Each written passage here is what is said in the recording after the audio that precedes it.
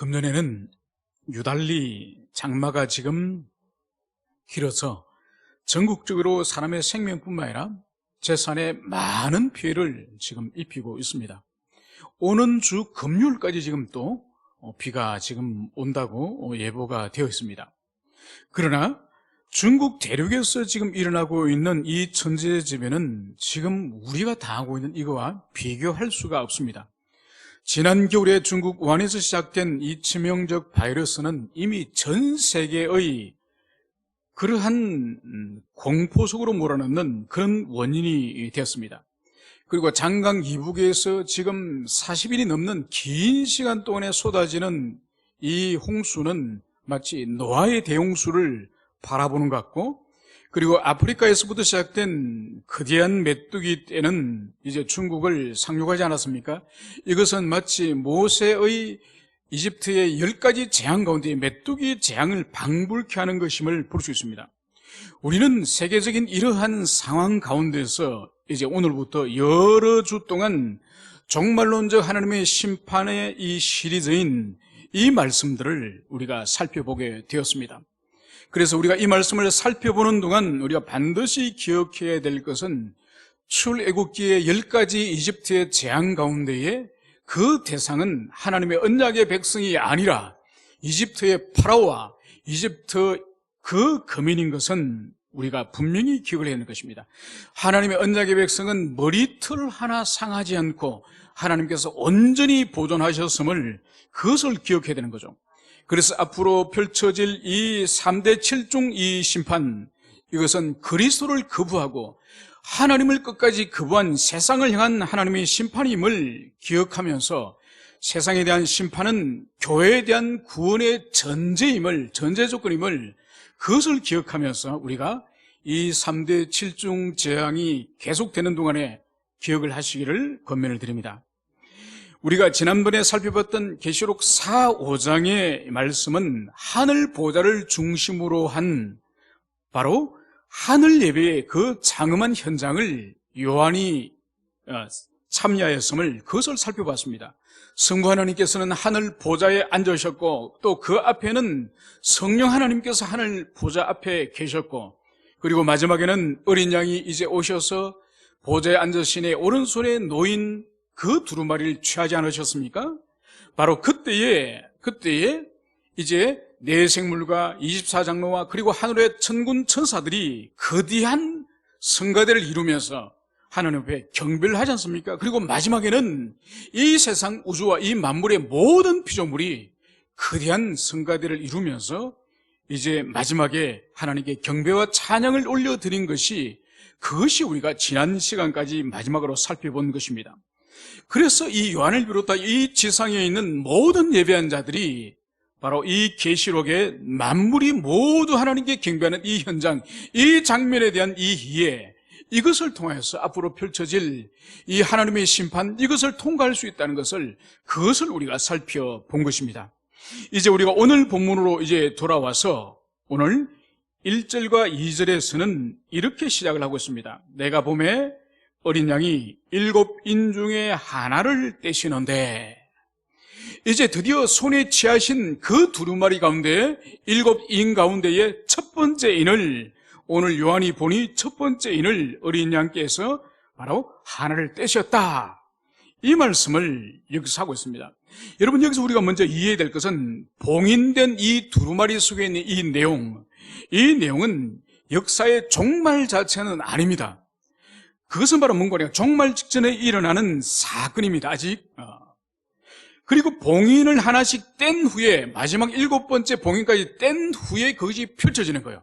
그래서 봉인을 하나씩 떼는 그 자체는 두루마리를 펼치는 행위는 아니고, 두루마리를 펼치는 행위의 예비적인 행위라는 것을, 그것을 여러분들이 기억을 하시길 바랍니다. 여러분, 그러면 봉인된 두루마리인을 떼실 분은 누구입니까? 그것은 바로 성부 하나님의 오른손에 놓여진 두루마리를 취하신 어린 양이신 성자 하나님 그리스도 예수 그분이라는 것을 우리는 분명히 기억하면서 이 말씀을 우리가 이제 살펴보도록 하겠습니다. 오늘 이어서 그때에 내가 들으니 내 생물 중에 하나가 우리 소리같이 말하되 오라 하기로, 이에 내가 보니 흰 말이 있는데 그 탄 자가 활을 가졌고 면류관을 받고 나가서 이기고 또 이기려 하더라. 오늘 여기서 우리가 본문 하나씩 중요한 부분들을 살펴보겠습니다. 어린 양의 인을 떼신 후에 이제 네 생물 가운데 하나가 큰 우리의 소리로 오라, 이 소리를 오늘 질른 것을 여기서 볼 수 있습니다. 여러분, 우리는 이미 4장 6절에서 이 네 생물의 존재가 무엇인지를 우리가 살펴봤죠. 이 네 생물은 하나님이 지으신 피조물을 상징하는, 대표하는 그런 존재라고 말씀드렸죠. 그러니까 인간을 대표하고 또 짐승들을 대표하고 하늘을 나는 새들을 대표하고 이 모든 피조물을 상징하고 대표하는 그런 존재가 이 네 생물이라는 것을 살펴봤습니다. 그 네 생물 가운데 한 생물이 오늘 오라, 이렇게 외친 것을 볼 수 있는 거죠. 여러분, 이 오라라고 하는 이 뜻이 뭔가 하니까 이 에르쿠라고 하는 이 현재 명령형인데, 에르쿠마이, 오다, 오다라고 하는 이 현재 명령형이에요. 그러니까 네 생물 중에 하나인, 즉 천상에 있는 6개 날개를 가진 서랍으로 보여지는 이 천사가 오라라고 명령을 하는 거예요. 그러니까 이것은 앞으로 말을 타고 올 이 존재가 누군지를 보여주는 중요한 힌트예요. 그러니까 천사가 명령하여서 오라, 이렇게 그 명령의 대상자를 향해서 명령을 하는 그런 존재이니 누군지 우리에게 그 존재를 보여주는 힌트라고 할 수 있는 것이죠. 여러분, 그러면 잠시 전에 삼위 하나님께 경배하던 천사 중에 하나가 어린 양이신 이 성자 하나님을 향해서 오라, 이렇게 명령을 할 수 있을까요? 그것은 아니죠. 그리고 무엇보다도 지금 성자 하나님께서는 첫 번째 인을 지금 떼고 계시는 거예요. 인을 떼시는 분이 성자 하나님 어린 양이신데, 지금 천사 중 하나 네 생물이 우리 주님을 향해서 오라, 이렇게 명령을 하는 것은 논리적으로 맞지 않는 것이죠. 그러면 도대체 이 백마를 탄 이 존재는 도대체 누구일까? 그래서 성경 역사 가운데서, 해석 역사 가운데서 이 계시록에 백마를 타고 온 이 존재, 가장 많은 성경의 환상 가운데서도, 이 계시록 환상 가운데서도 가장 논란이 많은 바로 대상이 이 백마를 타고 온 이 존재. 그래서 저기 과천에 있는 어느 이단에서는 이 백마를 타고 온 존재가 자기들이 교주라고 그렇게 말하지 않습니까? 그렇지 않은 것이죠. 그러면 이 존재는 그리스도도 아닌 것이 분명합니다. 더 아닌 것을 우리가 확실히 더 확인을 하기 위해서는 이 계시록 19장에 가면은 이제 마지막 최후의 전쟁, 이 아마겟돈 전쟁, 이 최후의 심판의 전쟁에 있어서 성자 하나님 그리스도 예수께서 백마를 타고 오십니다. 그때 19장에 등장하는 백마를 타고 오시는 분과 오늘 여기 6장에서 백마를 타고 오는 이 존재와 비교를 우리가 해볼 필요가 있는 거죠. 19장 11절과 15절에서 그리스도는 백마를 타고 오시지만은 그의 입에서는 예리한 금이 나온다고 말씀을 하고 있습니다. 그의 입에서는 금이 나온다고 분명히 말씀을 하고 있고, 그리고 에베소서 6장에서 하나님께서 너희들이 하나님의 전신갑주를 입으라, 이렇게 말씀하실 때도 바로 저와 아까 싸우는 성도의 무기가 성령의 그 말씀의 금인 그것을 볼 수 있습니다. 그런데 여기서 백마를 타고 오는 자가 가지고 있는 이 무기는 활이에요, 활. 칼이 아니에요, 금이 아니에요. 그러면서 이 활에 대해서 우리가 살펴보면은, 활은 구약 성경에 있어서 하나님의 언약의 백성들을 대적하는 원수들이 가지고 있는 주요 무기가 활이에요, 활.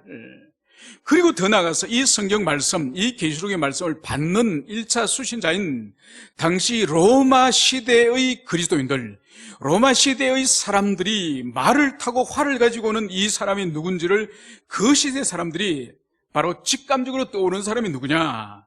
바로 티그리스 유베라데스 강 동편에 있는 파르티안이라고 하는, 오늘날로 치면은 이란인들이에요. 이 사람들이 로마 제국의 군단을 격파한, 로마 제국이 유일하게 무너진 군대가 이 파르티아 기병대예요. 말을 타고 오면서 말 위에서 활을 쏘는 이 대단한 용맹한 이 파르티아 기병대에게 로마 제국이 전무후무하게 무너진 경험이 있습니다. 그래서 이 파르티아 기병대를 향해서 이 로마 시민들은 엄청난 두려움을 가지고 있는 거죠. 그래서 오늘 여기서 이 말을 타고 활을 가지고 있는 이 존재는 그리스도 예수가 아니라 바로 끊임없이 정복을 하려고 하는 정복의 욕망을 가지고 있는 그런 군대임을 그것을 볼 수 있습니다. 그래서 오늘 여기서 이어서 그들은 이기고 이기려 하더라. 그러니까 이 의미가 뭔가 하니까 끊임없이 이기려고 정복하고 또 정복하고 정복의 욕망이 시들지 않는, 사그러지지 않는, 끊임없이 영토를 확장하려고 정복하려고 하는 그런 민족임을 그것을 여기서 보여주는 거죠. 그리고 또 마지막으로 하나를 살펴볼 것은 이 백마를 탄 자가 면류관을 섰다고 성경은 기록을 하고 있습니다. 여러분, 우리 성경에서는 예수님도 면류관을 서시고 이 백마를 탄 자도 지금 면류관을 쓰고 있는데 이 헬라어로 이 면류관이 달라요. 예수님이 선 면류관은 왕이 서는 면류관인 디아뎀이라고 하는 헬라어를 씁니다. 이거는 왕들이 서는 면류관이에요. 그런데 오늘 여기서 백마를 타고 활을 들고 있는 이 존재가 쓰고 있는 이 면류관은 스테파노. 이것은 올림픽에서 아니면 경기 대회에 나가서 열심히 노력하여서 우승한 승리한 자에게 세워주는 이 월계수 면류관을 말하는 거예요. 그러니까 예수님이 쓰고 있는 왕적인 면류관과 경주에서 싸워서 이기는 면류관의 이 차이를 여기서 보여주는 거죠. 그래서 종합해서 이것을 보건대 이 존재는 끊임없이 지상의 왕국들을 확장하고 영토를 넓히려고 하는 정복의 욕망을 가지고 있는, 그래서 역사 속에서 알렉산더 대왕이라든지 나폴레옹이라든지 그런 정복의 욕망을 가지고 있는 그런 사람이라는 것을 그것을 보여주고 있습니다. 여러분, 우리가 위인전을 어릴 때 읽을 때에 나폴레옹이나 알렉산더 대왕을 읽으면 하나 이해되지 않는 장면이 있지 않습니까? 그러니까 알렉산더 대왕 같은 경우에도 그리스 영토를 다 정복하고 그리고 소아시아를 다 정복하고 그리고 나가서 북아프리카까지 정복을 하지 않습니까? 그러다가 결국은 나중에 죽게 되는 거죠. 그러면서 우리가 생각할 때 아니 유럽 정도만 정복하고 만족을 하지, 그리고 소아시아까지 또 정복하려고 또 인도까지 나가고 또 북아프리카까지 또 나가고 도대체 그렇게 많이 정복을 해서 도대체 뭘 하려고 그러나. 나폴레옹도 마찬가지죠. 유럽 전체를 정복하고 그리고 나가서 북아프리카 이집트까지 정복하지 않았습니까? 우리가 볼 때는 그 정복 왕들의 정복 욕망을 도무지 이해가 되지 않습니다. 아니 그렇게 많이 정복한다고 100년 200년 살 것도 아니고 하루에 밥을 10그릇을 먹을 것도 아닌데 도대체 왜 정복을 할까? 바로 그것이 뭔가니까 인간의 내면 속에 있는 그 야망, 그 욕망, 그거로 인해서 끊임없이 땅을 정복하고 정복하는 나라와 나라 사이에 국제적인 전쟁이 일어남을 그것을 여기서 보여주고 있습니다. 그래서 오늘 첫 번째로 백마를 탄 자가 활을 가지고 나타나는 이 장면의 이 환상의 의미는 뭐냐? 이것은 바로 국가 간의 국제적인 전쟁의 원인이 하나님의 심판이다. 이것을 보여주는 중요한, 오늘 역사 해석에 있어서 중요한 하나님께서 통찰을 우리에게 주심을 그것을 볼 수 있습니다. 여러분, 국가끼리 나라끼리 전쟁을 일으키는 것은 많은 원인들이 있습니다.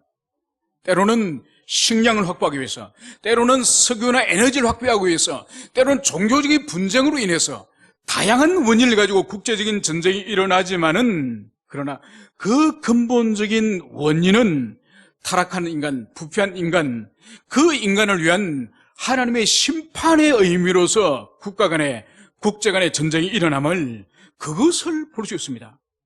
여러분, 20세기 들어와서 세계적인 전쟁의 규모가 20세기 들어와서 사실 시작이 됐습니다.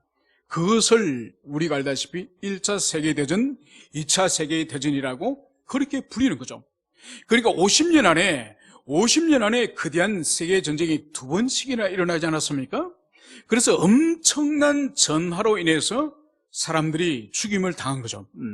여러분 1차 세계대전의 근원을 추적을 해 가보면은 이 두 동맹으로 나누어지지 않습니까? 두 동맹으로 나누어지면서 그 전쟁의 근본을 찾아가 보면은 19세기부터 거슬러 올라갑니다. 그것이 뭔가 하니까 이 두 진영의 이 블록이 전 세계의 약소국을 이제 식민지 제국주의 침탈을 통해서 식민지 분할로부터 거슬러 올라갑니다. 그러다가 결국은 이 두 블록이 군비 경쟁도 하고 식민지 있는 자원을 이제는 착취하면서 결국은 세계전쟁으로 일어나지 않습니까?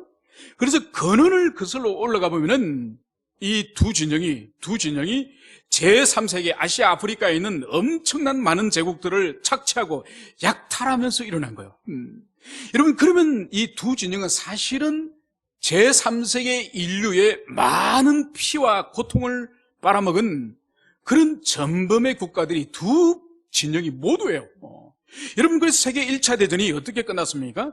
두 진영이 모두 엄청난 피해와 살육을 당하지 않았습니까? 물론 성전국이 있었고 패전국이 있었지만은 여러분 2차 대전도 마찬가지죠. 2차 대전도 분명히 두 진영으로 나눠져서 블록을 가지고 전쟁을 했지만은 그 원인은 또 무엇입니까? 그 원인도 결국은 자원의 문제예요. 세계 이 대공황을 어떤 방식으로 해결할 것인가? 그래서 결국은 전쟁이 터지지 않았습니까? 그 결과는 또 무엇이죠? 여러분 두 진영 모두가 엄청난 희생과 엄청난 살육을 모두가 경험하였지 성전국이라고 희생이 없었고 패전국이라고 자기들만 희생을 당한 것이 아닌 모두가 환란을 당했음을 그것을 우리가 볼 수 있습니다. 여러분 그래서 이 100만을 통한 이 환상의 의미가 국제전쟁, 나라와 나라의 전쟁의 근원이 바로 하나님의 심판의 성격을 가지고 있다. 그것을 여기서 보여주는 거죠. 그래서 오늘날도 이 세계적으로 전쟁이 일어나고 이런 충돌이 일어날 때는 반드시 하나님께서 그 나라와 민족을 심판하시는 하나님의 심판의 성격이 있다. 이것을 여러분들이 기억을 하시길 바랍니다. 그래서 외적으로는 석유 문제로, 외적으로는 종교 문제로, 외적으로는 어떤 이념 문제로 그렇게 전쟁이 일어나지만은 그러나 더 본질적으로는 하나님께서 심판의 도구로서 전쟁을 사용하신다. 이렇게 여러분들이 이해를 하시길 바랍니다. 이제 3절과 4절에서는 이제 주님께서 둘째를 이제 떼실 때에 둘째 생물이 또 오라 하니 이에 다른 붉은 말이 나오더라. 그 탄자가 허락을 받아 땅에서 화평을 제하여 버리며 서로 죽이게 하고 또 큰 칼을 받았더라. 여러분 여기서 이 붉은 말, 이 붉은 말이 의미하는 것은 이 헬라어의 이 의미가 뭔가? 불과 같이 붉은, 그리고 피와 같은 붉은 그런 뜻이요. 여러분 피와 불을 여러분들이 생각을 하면은 무엇이 생각납니까? 이것은 바로 피를 흘리는 전쟁과 그리고 불태우는 그런 폭력들, 그것을 여기서 보여주는 거죠. 그래서 100만은 나라와 나라끼리 국제 전쟁이 하나님의 심판의 유형이라고 한다면은 오늘 이 붉은 말은 이제 한 국가 내부 안에서 일어나고 있는 내부의 폭력, 내부의 전쟁, 내전, 그리고 좀 더 좋게는 개인과 개인끼리, 집단과 집단끼리 일어나는 그런 갈등과 대립을 상징하는 것이 이 붉은 말이라는 것을 여기서 볼 수 있습니다. 오늘 이 붉은 말을 탄 자에게 오늘 주어진 이 권세가 바로 뭔가 하니까 첫 번째는 땅에서 화평을 제하여 버리고, 여러분 이 화평은 이 히브리어 그러니까 구약 성경에서 샬롬을 번역한 헬라어 에이레네입니다. 에이레네. 이 에이레네, 이 화평을 제하여 버리는 이 권세를 이 붉은 말을 탄 자가 주었음을 그것을 여기서 볼 수 있습니다. 여러분 여기서 화평이라는 것은 하나님과의 관계 샬롬 그런 의미는 여기서는 아닙니다. 여기서 화평은 뭔고 하니까 이것은 사회 일반적인 평화를 말하는 거예요. 사회 일반적인 정상적인 생활을 하고 정상적인 거래 생활이나 무역이나 이 사회 생활을 하는 그 평화가 끼어짐을 그것을 말하는 것입니다. 그래서 이 붉은 말을 탄 바로 이 존재가 공동체 가운데 또 나라 안에 지역 안에 샬롬, 이 화평을 거둬부림으로 말미암아서 이제 대립과 반목과 갈등과 시기와 질투와 이런 것이 일어남을, 그것을 말하는 거죠. 그래서 마지막으로는 피 흘리면서 싸우면서 서로를 죽이는 그런 일들까지 여기서 일어나게 됨을 보여줍니다. 그래서 오늘 서로 죽이게 하고, 여러분 여기서 우리가 주의해서 볼 것은 붉은 말을 탄 이 자가 사람들을 죽이는 것이 아니에요. 바로 이 자가 하는 일이 바로 뭔가 하니까 사람을 직접적으로 죽이는 것이 아니라 사람들끼리 서로 미워하고 질투하고 시기하고 대립하고 갈등하면서 사람들끼리 서로 죽이도록 하는 것을, 그것을 여기서 볼 수 있습니다. 여러분 여기서 우리가 또 주의될 것은 뭔가 하니까 하나님께서 인간들의 마음에 어떤 정오심을 불어넣거나 어떤 갈등을 하나님이 일으키거나 미움을 불어넣어가지고 하나님께서 인간이 자기 이웃을, 자기 주변 사람을, 다른 지역의 사람을, 하나님께서 다른 사람을 죽이도록 분노와 진노를 인간에게 불어넣었다는 뜻이 아닙니다. 여러분 하나님은 절대로 악을 행하시거나 하나님은 절대로 인간에게 죄를 범하시도록 배후 조종하시는 분이 아니에요. 그러면 여기서 서로 죽이게 하고, 이것을 어떻게 해석을 해야 될까요? 그것은 바로 뭔가 하니까 우리 인간은 수시로 어떤 사람과 관계에 있어서 어떤 상황을 만날 경우에 분노가 솟아오르지 않습니까? 그래서 자기도 모르게 욕설이 튀어나오기도 하고, 여러분 운전하다가 갑자기 신호도 안 넣고 팍 이렇게 고속도로에서 끼어들면은 잘못하면 차가 전복이 되거나 인사사고가 나지 않습니까? 그죠? 근데 툭 들어오면은 웬만한 경건한 사람도 입에서 이렇게 그치는 말이 나오지 않습니까? 그런데 그 사람이 계속 앞에서 달리면서 깐죽대면서, 그것도 1, 2km도 아니고 계속 약을 올리면서 따라오거나 앞에서 그러면은 이 분노의 마음이 일어나지 않습니까? 그래서 어떤 사람은 갓길에 막아가지고 그 사람을 실제로 폭력을 행사하는 사람도 신문에 가끔씩 나오지 않습니까? 그죠? 그러니까 뭔가 하니까 우리 인간의 마음에는 인간관계에 있어서는 어떤 일 가운데에서 어떤 분노가 일어납니다. 분노가 일어나고 심지어 그것이 심해지면은 저 사람을 내가 죽이고 싶다, 없애고 싶다, 이런 분노의 마음까지 일어나는 것이 인간이에요. 이것은 분노한 일을 당했을 때 일어나는, 어떻게 보면 자연스러운 현상입니다. 여러분 그렇지만은 대부분 사람들이 그렇다고 사람을 죽이고 해칩니까? 그렇지 않죠. 그 분노가 사그라지는 것을, 그것을 볼 수 있습니다. 여러분 이것이 뭔가요? 이것이 바로 뭔가입니까? 하나님께서 우리의 양심과 내면의 도덕성을 주님이 억하고 계시는 거예요. 붙잡고 계시는 거예요. 여러분 억하고 있다는 의미가 바로 뭐죠? 억하라는 의미는 뭔가 하니까 말이나 이 소, 가축을 주인이 고삐를 쥐고 있다는 뜻이 억하라는 뜻이에요. 바로 뭔가 하니까 우리가 느끼지 못하고 우리가 깨닫고 알지 못하지만은 성령 하나님께서는 우리의 이 정서들, 이 분노하고 성질 부리는 이 정서들을 하나님이 억하고 있는 거예요. 억하고 있기 때문에 그 분노가, 또 마음에 일어난 이 살인의 마음이 사람을 실제로 해코지하거나 실제로 죽이는 그런 일까지 나가지 않는 거예요. 문제는 하나님께서 그 사람에 대하여서 억하고 있는 이 통제력을 하나님이 손을 놓아버릴 때가 있다는 거예요. 그 대표적인 사례가 성경 가운데서 이집트의 파라오, 모세를 통해서 하나님께서 10가지 재앙을 주실 때에 파라오의 마음이 점점 더 강팍해지는 것을 볼 수 있습니다. 그것은 하나님께서 이 파라오 마음에 강팍한 마음을 계속 불어넣어서가 아니라 지금까지 억하고 있던 파라오의 마음에 억한 손길을 주님이 거둬버리신 거예요. 그래서 파라오의 마음이 더욱더 강팍해진 거죠. 여기서도 마찬가지예요.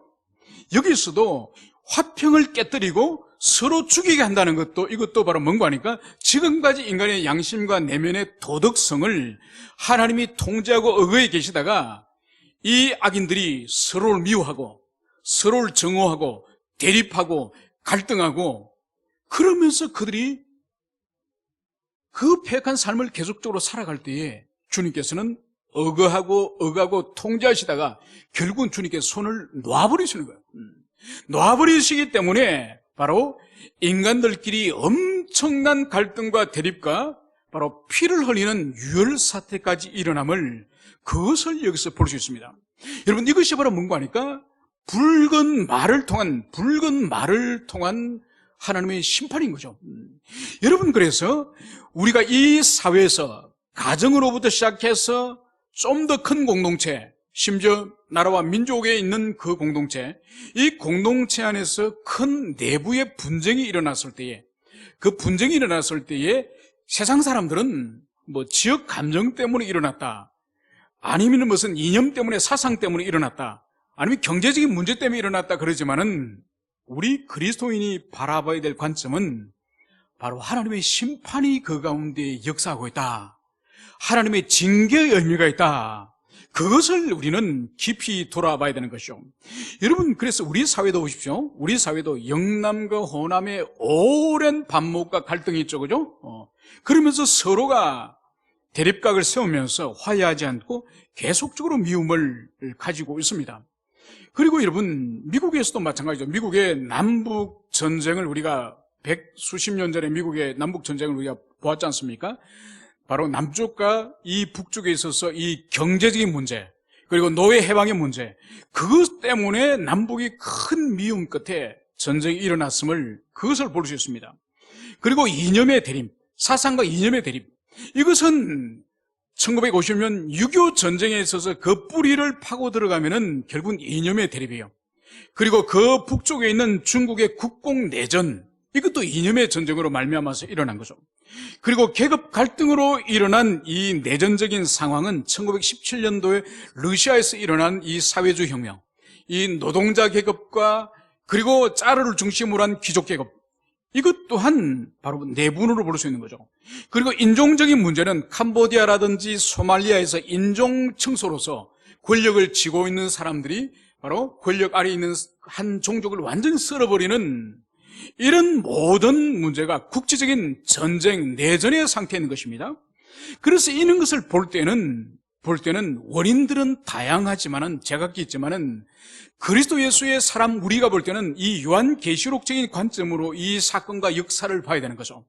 바로 그것은 인간의 계속적인 폐역 가운데서 하나님께서 양심과 내면을 통제하고 계시다가 그 손을 놓아버리는 말미암아서 그들에게 있어서 엄청난 서로를 죽이는 살육이 일어남을, 그것을 우리는 기억해야 될 것입니다. 그래서 이런 내전을 통하여, 이 갈등을 통하여, 이 분쟁을 통해서 하나님이 한 공동체를 심판하신다는 것을, 그것을 우리는 분명히 기억을 하도록 합시다. 이제 5절과 6절에서는 이제 어린 양이 셋째 인을 지금 떼고 있습니다. 이때에 셋째 생물이 오라 하기로 검은 말이 나오는데 그 탄자가 손에 저울을 가졌더라, 이 말씀을 여기서 하고 있습니다. 오늘 여기서 이 말탄자가 나올 때에 이 말의 색깔은 검은색이라는 것을 먼저 볼 수 있습니다. 그리고 그 탄자의 손에는 저울이 달려있다. 오늘 이 두 가지 의미를 우리가 먼저 살펴보도록 하겠습니다. 검은색이라고 하는 것은 구약 성경에서 욥기에서나 또 예레미야 애가에서나 이 검은색은 극도의 고난이나 슬픔을 상징하는 그런 색깔이라 할 수 있습니다. 그리고 이 슬픔과 고난의 의미가 뭔지는 6절에서 더 상세하게 알 수가 있으니 그것이 바로 한 데나리온의 밀 한 대요, 한 데나리온의 보리 석 대로다. 이것은 바로 극도로 상승한 이 곡물 가격, 그래서 극도로 심한 기근을 의미하는 것입니다. 그래서 이 검은 말이 의미하는 것은 지금 극도의 가난, 극도의 기근, 결핍, 이것을 상징하는 것으로 볼 수 있는 것이죠. 그것을 더 정확하게 보여주는 것이 바로 검은 말을 탄 자가 손에 들고 나온 이 저울, 이 저울의 의미가 도대체 뭔지를 살펴보면 더 정확하게 우리가 이해를 할 수 있습니다. 레위기 26장 26절에 가면은 이스라엘 백성들이 지속적으로 불순종할 때에 하나님께서 이제 심판과 재앙을 하나님의 백성에게 내리는 장면이 나옵니다. 그 재앙 가운데 하나가 바로 뭔가 하니까 양식을 하나님이 끊으시는 거예요. 그래서 26장 26절에서는 주님은 이렇게 말씀하십니다. 내가 너희 의뢰하는 양식을 끊을 때에 열여인이 한 화덕에서 너희 떡을 구워 저울에 달아주리니 너희가 먹어도 배부르지 아니하리라. 바로 이 저울은 대기근 때 양식을 저울에 달아서 먹을 정도로 그 양식을 저울 다는 바로 이 시기에 이 저울이 등장하였음을 그것을 볼 수 있습니다. 그리고 오늘 여기서 한 데나리온의 밀 한 대요 한 데나리온의 보리 석대로다. 이 의미가 뭘까요? 먼저 데나리온이라는 이것은 로마 시대의 화폐 단위입니다. 이 한 데나리온은 장정한 사람이 하루 일하여서 버는 임금이 한 데나리온이라. 그러니까 오늘날 치면은 한 최소한 8만 원에서 한 10만 원 정도, 그죠? 그 정도 해당되는 돈임을 볼 수 있습니다. 그런데 오늘 이 생물이 외친 것은 한 데나리온의 밀 한 대고 한 데나리온의 보리 세 대다. 이 말을 한 것이죠. 여러분, 이것은 뭔고 하니까 하루 열심히 일하여 번 그 일당으로서 밀 한 대, 보리는 세 대 정도 살 정도밖에 되지 않을 정도로 이 곡물이 엄청난 가격으로 올랐음을 그것을 여기서 보여주는 거죠. 여기서 한 돼, 세 대라고 말할 이 되는 이 코이닉스라고 하는 이 헬라어의 이 의미는 오늘날로 치면 이것은 1리터예요, 1리터. 그러니까 하루 열심히 일을 해가지고 그 번 돈으로 밀은 1리터를 구입할 수 있고, 그리고 보리는 3리터를 구입할 수 있다는 거죠. 여러분, 한 코이닉스, 한 리터는 그 당시에 한 사람이 하루 먹을 수 있는 양식이 1코이닉스, 1리터예요. 한 대예요. 여러분, 그러니까 장정이 열심히 일을 했지만은 그 하루 일한 거로 다른 자기 가족들은 아무도 먹지 못하고 겨우 장정 자신 한 사람이 먹을 정도니까 지금 곡물 가격이 얼마나 치솟았는지 그것을 여기서 볼 수 있는 거죠. 여러분, 여기서 우리가 볼 수 있는 것은 지금 곡물 가격이 그 당시에 일반적인 통상적인 가격이 약 10배에서 지금 12배 정도 오른 가격이에요. 그러니까 이 검은 이 말이 상징하는 것은 극심한 기근, 극심한 가뭄, 극심한 흉년이 바로 하나님의 중요한 심판 가운데 하나다. 이것을 여기서 보여주는 거죠. 여러분, 지금도 전 세계 인류 가운데에 식량을 완전히 자급자족하고 완전히 먹는 거로부터 자유한 사람이 전 세계 가운데에 얼마 정도 될 것 같습니까, 여러분? 오늘날 21세기 이때. 여러분, 놀라지 마십시오. 전 세계 먹는 거로부터 자유한 사람은 4분의 1밖에 안 됩니다. 지금도 4분의 3은 식량이 부족한 상태예요. 여러분, 그러니까 산업혁명 이전에, 산업혁명을 통해서 과학기술이 발전하면서 이 농업 생산력이 엄청 올랐지 않습니까? 그 이전에는 땅에서 곡물이 얼마나 초라하게 생산이 되는지 몰라요. 그러니까 인류의 긴 역사는 정말 기아 가운데서 먹는 문제를 해결하지 못해서 먹는 문제 때문에 그렇게 고통인 것이 긴 인류의 역사고, 그리고 지금도 인류의 4분의 3이 여전히 기아선상에 있다는 그것을 우리는 겪게 되는 거죠. 여러분, 저희 어릴 때에 저희 고향에 우리 대한민국의 식량 걱정을 해결한 것이 여러분 어떤 일을 통해서 해결한지 아십니까? 바로 통일벼라고 하는 것을 여러분 들어보셨죠? 통일벼. 그 통일벼를 연구하고 재배하는 단지가 저희 고향 동네에 있습니다. 그래서 그 고향 동네는 물론 대통령도 방문하고 그랬는데, 저희들이 모든 관심이 어린아이 때부터 이제 통일벼 밀양 20호, 21호, 22호, 이제 이 땅마다 한 200평, 300평마다 새로운 이 신품종 벼를 재배를 합니다. 그러면 저희들이 학교를 지나가다가 막 신기하게 쳐다보는 거예요. 쳐다보는 이유가 악기발이라든지 일본 살들 있지 않습니까? 아주 밥맛이 좋은 그 일본 살들은 나달이 아주 드문드문하게 맺혀 있습니다. 그런데 이 통일벼라고 말하는 밀양 21호, 20호 이런 것을 보면은 이삭 하나에 얼마나 알갱이가 많이 달렸는지 몰라요. 그러면서 사람들이 가을마 되면은, 야, 이분의 신품종에서 엄청나게 많이 맺혔다 그러더라. 그럼 그 시골에서 자그마한 어린아이들끼리도, 야, 밀양 통일벼가. 저희들 귀에 딱지가 않을 정도로. 그런데 저희들은 그것이 어떤 일인지 사실 몰랐습니다. 나중에 좀 더 자라나고 나서 보니까 이 대한민국이 단군 이래로 먹는 거를 해결한 궁극적인 해결 방식이 바로 이 종자개량. 이 종자개량을 통해서 우리 국민이, 우리 민족이 이 단군 이래로 최초로 해결한 거예요. 그런데 이 해결하지 못한 이 나라와 민족들이 여전히 인류 가운데 4분의 3이 여전히 21세기인데도 해결하지 못하고 있음을 그것을 보여줍니다. 여러분, 그래서 이 기근은 하나님께서 한 민족이나 한 나라를 심판하시는 아주 중요한 심판의 도구인 것을, 그것을 볼 수 있는 거죠. 여러분, 우리나라 예전에 조선시대 때 경신년 대기근이라는 것이 있습니다. 이것이 뭔가 하니까 이 1670년경인데 그 당시 조선 인구가 한 1000만 명 정도 예상이 됩니다. 그 가운데 100만 명이 굶어 죽습니다. 여러분, 10분의 1이 굶어 죽는 거예요. 그러니까 엄청나게 많은 사람이 굶어 죽는 일이 있었습니다. 그리고 여러분, 1994년부터 북한에 임한 기근, 그래서 북한 인구가 약 2000만에서 2500만 정도 되는 그 인구들 가운데서 300만 이상이 굶어 죽었으니 약 한 12%, 13%가 굶어 죽는 대기근이 있었지 않습니까? 여러분, 이것이 바로 뭔가 하나님의 심판이라는 거예요. 하나님의 심판.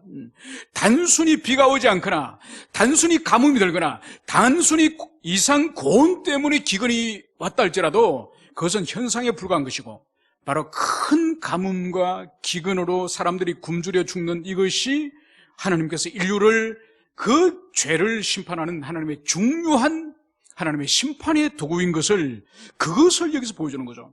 여러분, 이것은 오늘날 와서 하나님의 이 기근 심판, 이것은 더 다양하게 드러나니, 여러분, 1930년도에 미국을 시작으로 한 이 대공황, 여러분 기억하시죠? 그죠? 이 대공황은 전 세계가 이제는 경제체제가 거미줄처럼 서로 엮여 있습니다. 산업과 산업끼리 엮여져 있고, 그리고 국가와 국가끼리 무역으로 엮여 있기 때문에 한 나라가 도미노 현상을 일으키면서 무너지기 시작하면은, 우리가 이미 1930년 대공황을 경험하면서 먼저 이제는 이 기근이 결코 한 나라에만 임하는 것이 아니라 전 세계적으로 일어남을, 그것을 우리는 경험했습니다. 그리고 우리는 1990년도 말에 IMF라고 하는 바로 그 사태를 통해서 한 직종뿐만 아니라 한 나라 전체가 초토화됨을, 그것을 우리가 볼 수 있는 거죠. 그래서 이 마지막 날이 다가올수록, 이 종말이 다가올수록 이 예기치 못한 엄청난 이 기근, 세계 이 경제 공황, 이런 일들이 더 빈번히, 더 치명적으로 일어나게 됨을, 그것을 볼 수 있습니다. 여러분, 지금 코로나19로 말미암아서 전 세계 경제가 앞으로 어떻게 곤두박질 치고 있는지 그 끝을 지금 알 수 없습니다. 여러분, 그래서 우리가 이러한 말씀을 통해서 한 국가나 전 세계 경제적인 대공황이 일어날 때에 하나님의 이제 심판이 시작되었고 심판이 진행되고 있다는 이것을 여러분들이 가슴에 깊이 새기면서 이 세계 역사와 또 그리고 인류의 역사와 그리고 일어나고 있는 이 전쟁과 이 큰 재앙에 대한 해석의 눈을 이 요한계시록의 성경적인 관점으로 여러분들이 해석하시고 그것을 여러분들이 붙잡으시기를 축원을 드립니다. 다음 주에는 계속적으로 네 번째 이제 심판을 살펴보도록 하겠습니다. 함께 기도합시다.